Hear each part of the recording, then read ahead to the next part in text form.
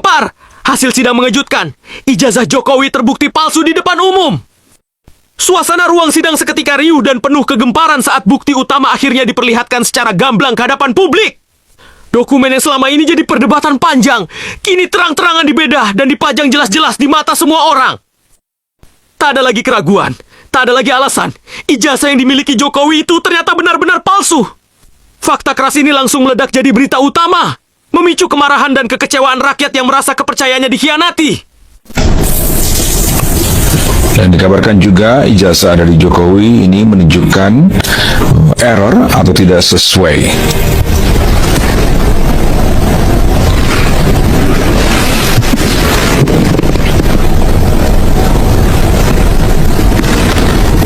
Baik, pemirsa, sementara itu hari ini sekali lagi dalam gelar perkara khusus kasus dugaan ijazah palsu Presiden ke-7 Republik Indonesia Joko Widodo. Ini bisa di center.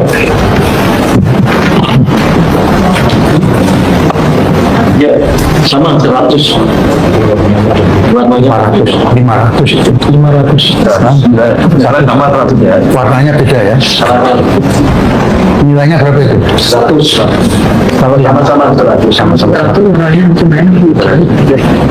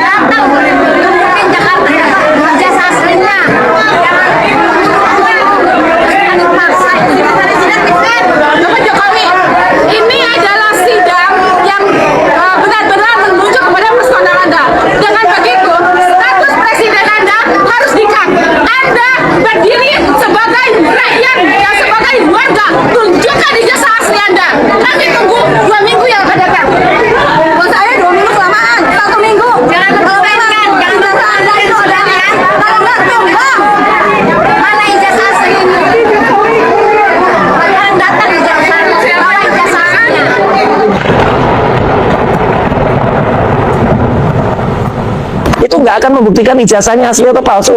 Itu hanya syahwat aja yang mau mengejar kami untuk kami itu ditersangkakan dengan kasus pencemaran nama baik atau fitnah. Itu aja, nggak akan membuktikan ijazah. Makanya ijazah itu harus dibuktikan di tempat lain.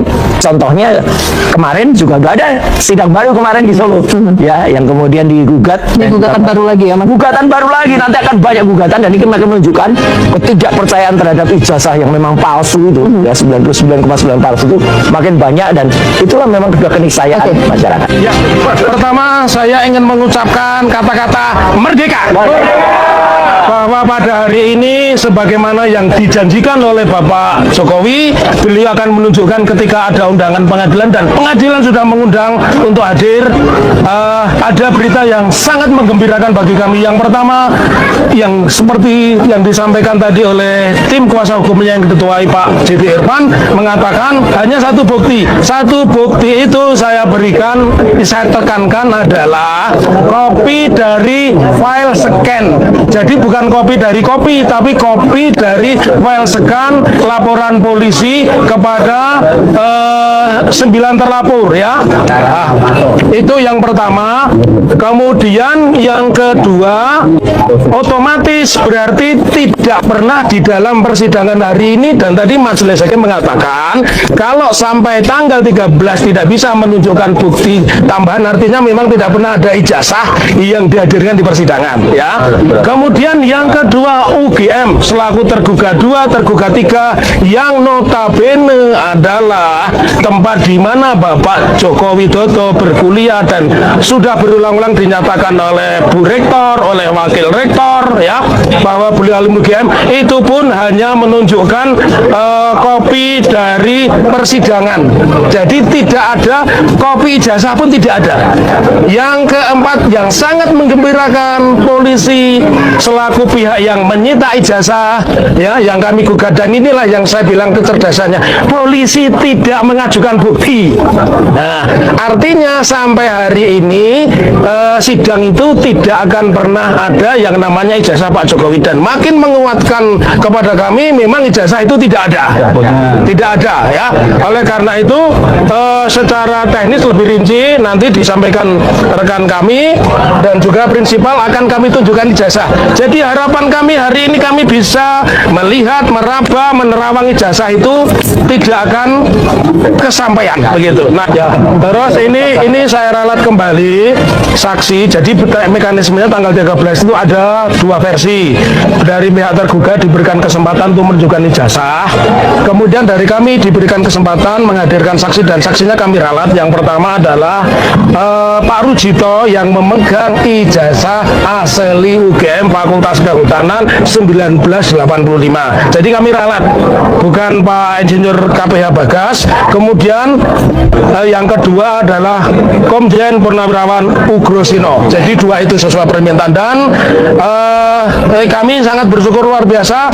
Permintaan saya yang terakhir dari kami selaku Kuatim, nanti disambung rekan-rekan yang lain, dengan persidangan ini saya berharap perkara terhadap Profesor Dr. Tifa Salfadila dihentikan, karena pengadilan perdata sebagaimana yang dimaksudkan oleh mantan Ketua Komisi Etika Mahkamah Konstitusi Profesor Mahfud tidak pernah ada di sini. Kemudian yang kedua yang disampaikan oleh Ketua Mahkamah Konstitusi yang pertama ya, bahwa itu juga tidak pernah ada, karenanya tidak ada pidana.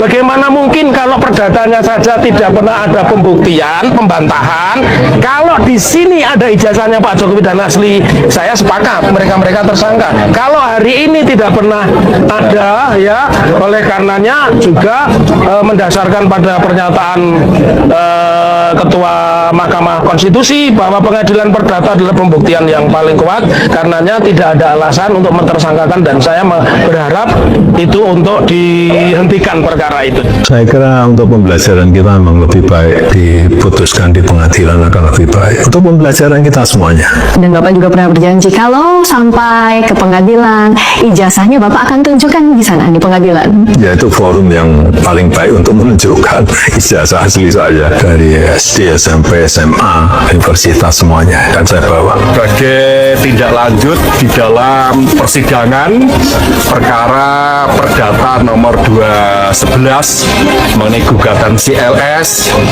yang disidangkan pada tanggal 23 kemarin, yang pada pokoknya sesuai agenda yang telah dijadwalkan hari ini kami bertemu dengan Bapak Jokowi dalam rangka rangka koordinasi dan konsultasi mengenai persiapan adanya pembuktian yang akan kami ajukan di persidangan setelah jadwal yang telah ditentukan oleh majelis hakim. Jangan percaya kalau dia akan hadir. Enggak.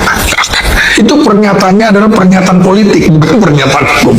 Yang menjadi persoalan, dia lebih memilih panggung politik untuk menempatkan posisinya ketimbang hadir di panggung hukum yang berpotensi menguras legitimasinya. Kan ketika menghadapi pertanyaan jaksa, pertanyaan hakim, pertanyaan pengacara, orang akan membaca kualitas orang ini nantinya. Itu dia hindari. Karena itu dia nggak pernah berani kan wawancara model-model seperti ini. Kalau belum setting seperti ini kan, saya hanya diberitahu temanya soal ini. Tapi kalau ini detail, bahkan ada prom yang tinggal dia baca. Tapi kalau di pengadilan kan nggak bisa seperti itu. Jadi betul-betul dia menghindari proses hukum. Ada arti konspiratif di sini. Dia sedang memperhatikan kalkulasi komunikasi politik. Karena itu Jokowi akan memaksimalkan panggung politik yang cenderung menguntungkan dia dan juga meminimalkan eksposur dari sisi hukum, karena ini arena yang tidak terkendali. Lihatlah di TV-TV bagaimana kemudian dalam tanda petik pendukung-pendukungnya tidak masuk ke dalam substansi tapi menyerang personal orang. Makanya betul-betul dia hindari. Ijazah harus dikejar, karena penersangkaan saya sampai nanti persidangan saya itu nggak akan membuktikan ijazahnya asli atau palsu. Itu hanya syahwat aja yang mau mengejar kami untuk kami itu ditersangkakan dengan kasus pencemaran nama baik atau fitnah. Itu aja, nggak akan membuktikan ijazah. Makanya ijazah itu dibuktikan di tempat lain. Contohnya kemarin juga nggak ada sidang baru kemarin di Solo, ya, yang kemudian digugat oleh Mas Sigit.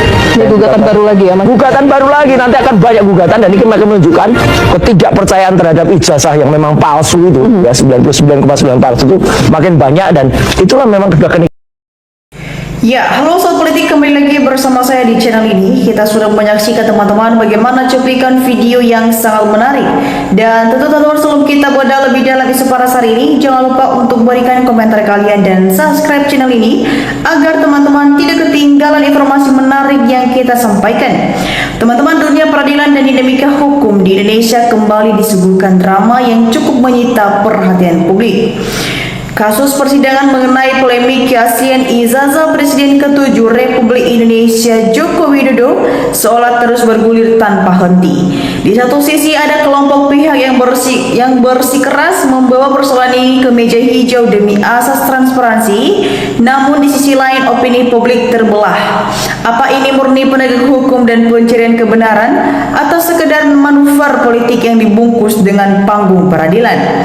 Sobat Politik, jika kita cermati alur perjalanan kasus ini, berbagai fakta menarik muncul selama proses pemeriksaan di persidangan. Banyak sorotan tajam mengarah pada bagaimana mekanisme membuktikan di perjalanan. Dalam narasi yang ramai diperbincangkan di tengah masyarakat, ada tuduhan yang menyebutkan bahwa hasil verifikasi fisik maupun uji forensik terhadap dokumen terkait menunjukkan sejumlah keganjalan yang dinilai tidak sesuai standar keabsahan resmi. Temuan-temuan inilah yang kemudian dijadikan amunisi oleh pihak penggugat maupun penggiring opini untuk menyatakan bahwa ada persoalan serius yang terkait dokumen tersebut. Ya teman-teman, bahkan ketidakhadiran dari pihak terkait secara langsung di ruang sidang seringkali dipersepsikan oleh publik sebagai bentuk keraguan atau upaya menghindari kejujuran di hadapan majelis hukum. Namun teman-teman, tunggu dulu. Sobat Politik, kita harus tetap mengundang persoalan atau memandang persoalan ini secara objektif dan berkepala dingin. Dunia hukum kita mengenai prinsip presumsi keabsahan dan asas praduga yang tak bersalah. Sebuah dokumen tidak bisa serta-merta dicap palsu hanya berdasarkan opini, asumsi awal atau penggagalan hasil pemeriksaan yang belum bersifat final. Tim hukum dan pihak yang berseberangan menegaskan bahwa perbedaan sistem pengabsipan, faktor usia dokumen hingga penyesuaian administratif pada masa lalu seringkali memicu salah paham jika diuji tanpa melihat latar belakang historinya secara utuh. Selain itu, temuan forensik atau keterangan ahli di dalam persidangan hanyalah satu alat pembuktian pembantu dari seluruh proses pembuktian materi. Majelis hakimlah satu-satunya institusi yang memiliki kewenangan penuh untuk menilai, menimbang, dan memutuskan keabsahan hukum dari seluruh rangkaian bukti yang dihadirkan. Ya, teman-teman semua, fenomena yang kita saksikan hari ini sebetulnya memperlihatkan dua ruang arena yang sedang bertabrakan, yaitu arena hukum dan arena opini publik. Ketika suatu perkara hukum tidak ditemukan titik temu di dalam persidangan, narasi kerap dilempar ke panggung politik dan media sosial untuk meralihkan legitimasi publik. Ya, di mana teman-teman masyarakat justru disajikan polarasi narasi antara mereka yang mendesak kebenaran versi gugatan dengan mereka yang menganggap isu ini hanyalah retorika berulang yang diposisikan untuk menjatuhkan kredibilitas publik. Ya, teman-teman semua, masyarakat yang cerdas saat ini sadar hukum. Penting bagi kita untuk tidak melihat bagaimana hukum tetap atau ingkrak. Keadilan tidak bisa ditegakkan atas desakan opini publik, melainkan harus berpihak pada fakta-fakta hukum yang sah dan transparan. Ya, teman-teman, bagaimana menurut pandangan kalian sekalian? Apakah proses persidangan ini akan menjadi titik terang pembuktian yang tuntas, ataukah ini hanyalah akan terus menjadi konsumsi perdebatan publik tanpa ada ujungnya? Ya, sobat politik, mari tuliskan pendapat kalian di kolom komentar di bawah, karena di sana kita akan berdiskusi bersama. Ya, kita melihat teman-teman di kolom komentar di bawah ada banyak tanggapan dari netizen yang sudah memberikan tanggapannya, dan mari kita saksikan bersama teman-teman bagaimana perkembangannya. Ya, teman-teman, di sini disampaikan oleh teman kita Mbah Yanto. Di sini dia berpendapat teman-teman yang mampu mengadili Jokowi cuman rakyat. Kumpas tuntas di sini dia berpendapat teman-teman, saya yakin Jokowi seumur hidup nggak bakal hadir. Haryanto juga memberikan tanggapan, kerudung rumahnya dan nempelkan buang ke bawang sang Solo. Ya, kita saksikan pendapat dari Indonesia Top. Ayo Pak Prabowo, jangan omon-omon, coba tuntaskan polemik ijazah Jokowi. Kita saksikan pendapat dari Sumiati. Di sini dia berpendapat sudah terbukti uji forensik, error. Kok nggak segera dipanggil pemiliknya? Pemerintah nggak menyadari gara-gara ijazah ini sesama rakyat bermusuhan terpecah belah. Nana Sumperma memberikan juga komentarnya, teman-teman, hebat preman jadi penguasa, jadi orang nomor 1. Kita lanjut teman-teman. Sukarso berkomentar, pelopor kebohongan akan menjadi contoh kepada generasi berikut. Siap-siap Indonesia akan menjadi negara berbohong di dunia. Ya, Dadang juga memberikan komentar, pembohong rata-rata di Konoha dari atas sampai bawah beranti korupsi. Sri Mumpuni berkomentar, astagfirullah, kejamnya penegak hukum menutupi kebohongan. Kita lanjut, kita saksikan pendapat dari Raden Sofinus. Sejago-jagonya orang menyembunyikan kebohongan, suatu saat kebohongan itu terungkap dengan sendirinya. Kita lanjut, Syahid berkomentar, hakimnya yang tidak berdaya pastikan nanti pun akan mengaco. Pak Jokowi rang beres, hakimnya lebih nggak beres lagi, itulah pendidikan Indonesia. Kita saksikan pendapat dari Taufik. Di sini dia berpendapat Jokowi nggak akan pernah hadir ke persidangan. Takut dia omong tok, ngomong sidang sebagai pelajaran. Pembohongan dia. Rahmat Turjana berkomentar, yang paling aneh para pembelanya atau mungkin karena dampak dari makanannya. Kita lanjut teman-teman, kita saksikan pendapat dari Juwi Widianto Moko. Di sini dia berpendapat teman-teman, kalau Jokowi nggak hadir berarti ijazah tidak pernah ada. Dan hakim wajib ketuk palu putuskan ijazah Jokowi tidak ada. Kalau toh ada pasti palsu. Kita lanjut, disampaikan oleh teman kita Haji Enja memberikan tanggapan, saya himbau kepada semua penegak hukum supaya segera selesaikan masalah ijazah ini. Rakyat sudah muak menyaksikan sandiwara ini. Para pejabat bukannya terima kasih kepada Roy Suryo dan pada Dr. Tifa yang telah membantu aparat hukum, malah memihak pada pada tersangka yang gak punya malu sudah pada error. Kita lanjut, kita saksikan pendapat dari Sumim Wiartono memberikan tanggapannya sekelas presiden mampu membuat ijazah asli dengan kedugaan tertinggi sebab itu jadi presiden, tetapi untuk mentafsirkan ijazah dengan cara tidak hukum. Didi Asdi berkomentar, sebenarnya pemerintah tahu dan mengetahui, cuman pura-pura saja nggak tahu.